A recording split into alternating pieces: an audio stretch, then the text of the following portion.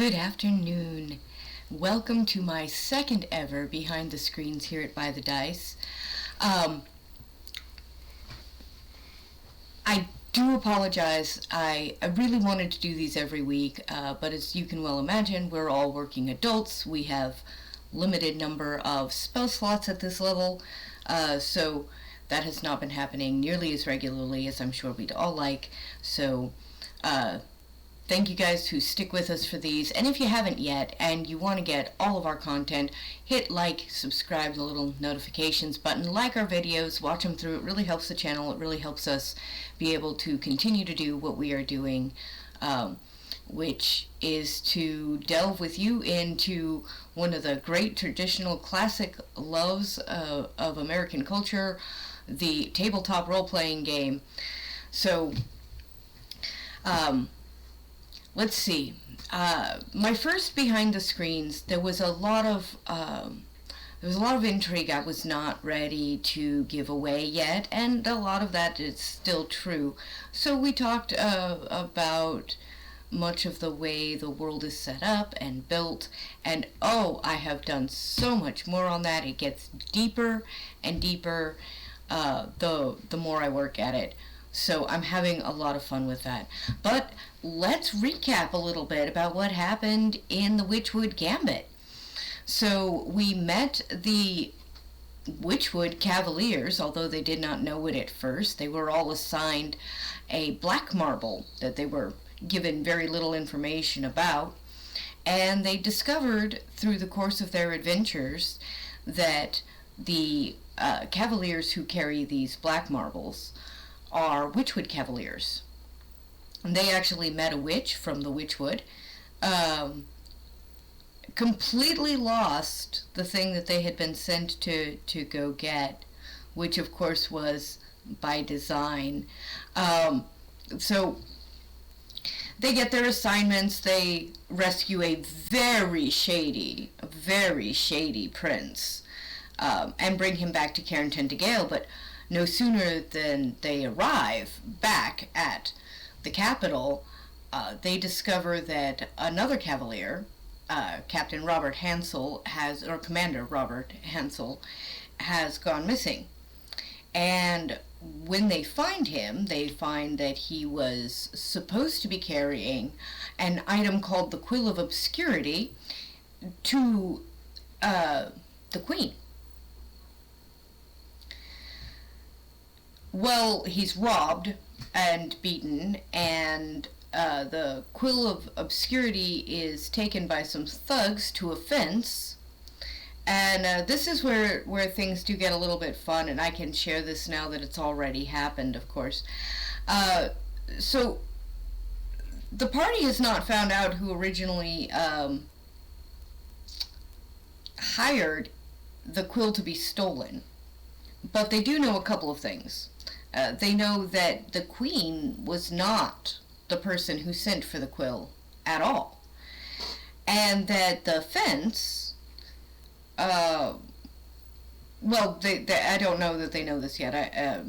It happens to be true in background lore. The fence basically double-crossed the guy who'd hired him, or the people who hired him, and tried to get a better deal from the witches, for which a witch turned him inside out, like totally eviscerated him. That didn't go so well for him, but he was in the process of trying to double cross the person who had initially commissioned the job, or the persons, I should say. That would be more accurate. And so the party doesn't have any particularly good way to trace back who did the original commission. The thugs wouldn't know, because that's not how things work, and the fence is dead thanks to the witch.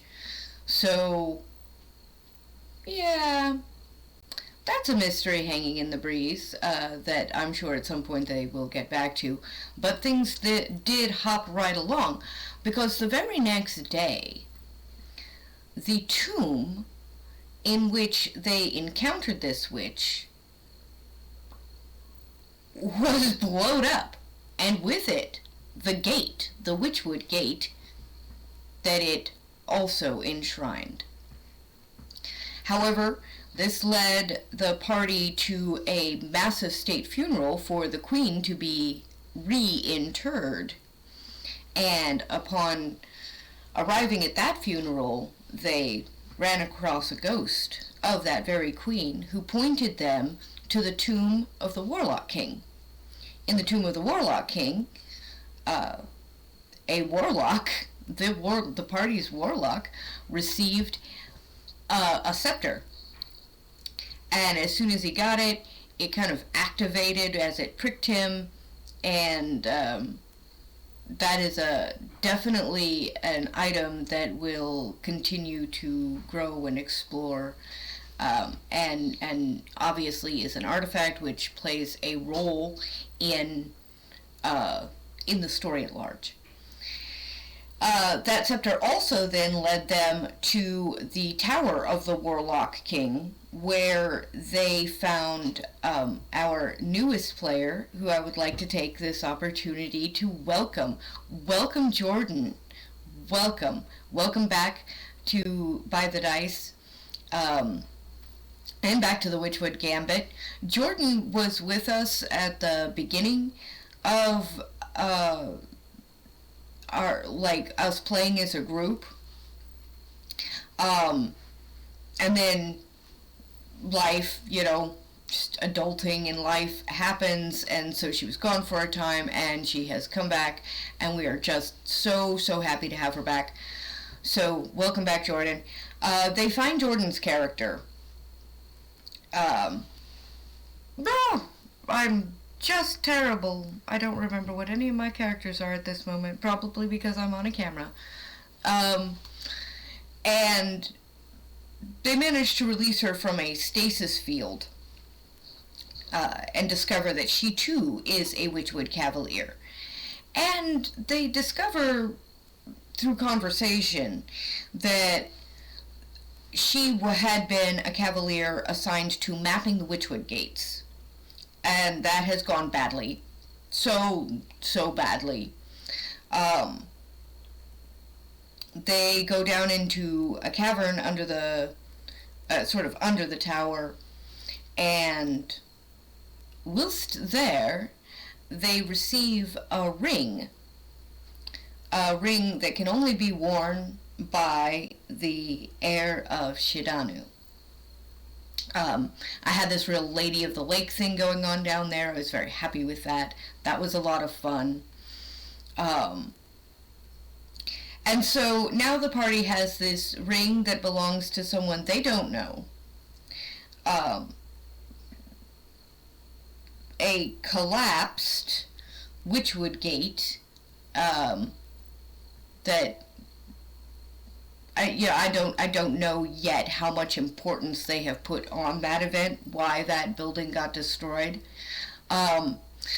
When they came back from that, there was also a note on their front door, as they have been assigned to the, I believe I called it the Astorwild Manor. All the groups of Cavaliers get assigned these little manor houses throughout the city, sometimes in other cities also. And they're modest but nice, So tacked to their front door was a note calling them out as Witchwood Cavaliers, which they had only just discovered. So somebody else either already knew that or discovered it at the same time they did. And that's not clear.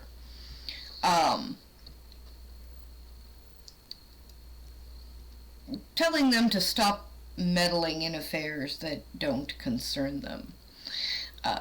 There was a seal on that letter that they have not been able to identify, so much as they do know it doesn't belong specifically to any of the specific houses. So that's fun.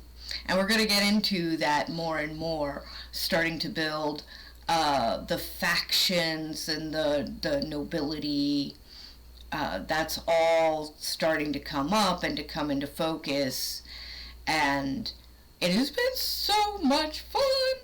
Um, so, this led, that's a lot of intrigue, that's a lot of kind of edge of your seating, going rapidly from one thing to another. So we then kind of had a funny break episode, which was, I don't even remember what, oh yes, nope, I don't quite remember what I called it, but I call it in my head the Twiggle episode, in which we did get introduced to a new race, or rather a new species, the Twiggles. Twiggles are a fae folk. They do look like little twigs. They have little colonies and some very specific sorts of cultural things about them that we are going to have fun exploring over time. I wrote them in to be comedy relief. They'll come up every now and again. Although they're not, at least not yet. They're not a crux point of the story in any way.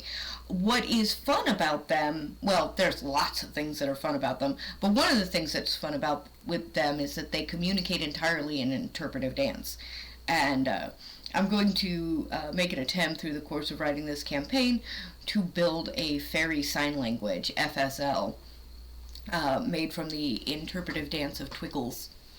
So that should be a lot of fun, a bit challenging. It was supposed to be like this cute one-off idea, and then the more I played with it, the more I fell in love with it, the bigger it grew. So that was the last episode, and our players should be at the moment kind of mid-afternoon, in the middle of a in the middle of the marketplace square, having just negotiated a peace treaty with the Twiggles. I had sent them in for the purpose of doing this episode. I had their captain, Dash Kander, send them on 3 days furlough, and managing six different characters having their 3-day furlough going in 6 different directions does not sound like riveting gameplay, I think, to any of us. So we will next week, my next episode, I'm sorry, that won't be next week, but my next episode, we will have gone through the 3 days furlough. They'll all have descriptions of like what they did and, who they wrote and what they spent money on, who they smooched, all that stuff. And then we'll be off on our next set of adventures, which is going to be a lot of fun. In writing the next upcoming adventure, I wound up also writing the adventure right after it, and it's going to get a little bit deeper, I hope, with these upcoming 2 episodes, to make the world more real in many ways. And I just so want to spoilers it, but I'm not going to do that. I'm not going to do that to my players. Anyway, so, there was something I was going to say. Now I've completely forgotten it, of course. Hello, Cinder. Cinder, of course, my pretty kitty, would like to be a part of the episode.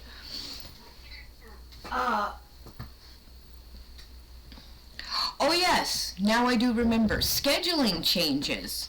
So, this upcoming Sunday is going to be Foodies in Space! With me, the lovely Captain Betzel, and again, we welcome Jordan back as a brand new character. I cannot wait for you guys to get to know this new iteration of Pathfinder / Starfinder.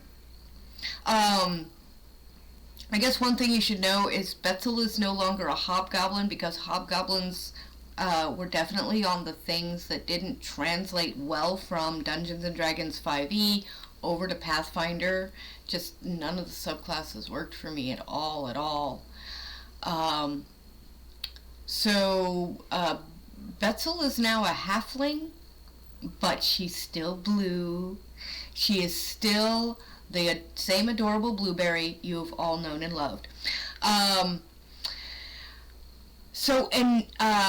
Inaya's Foodies in Space game is now going to be once a month. And my Witchwood Gambit campaign is going to go back to being once a month.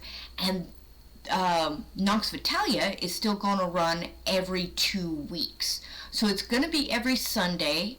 We're not going to push ourselves so hard on Saturdays. It was just, we really tried to eat the whole pie. It's true. And like I said, we have limited spell slots available at this level. So we dropped trying to game on Saturdays. And so the roster is going to be Aylwood, Nox Vitalia, Witchwood, Nox Vitalia, Aylwood, Nox Vitalia, Witchwood, Nox Vitalia. And this upcoming Sunday is Aylwood. So I look forward to seeing you all then and there, and I hope you all enjoy a wonderful weekend. Thank you for your patience with us. Thank you for joining us here at By the Dice. Again, if you haven't already, please like, subscribe, share with your friends. Have a wonderful time, and as always, live long and prosper.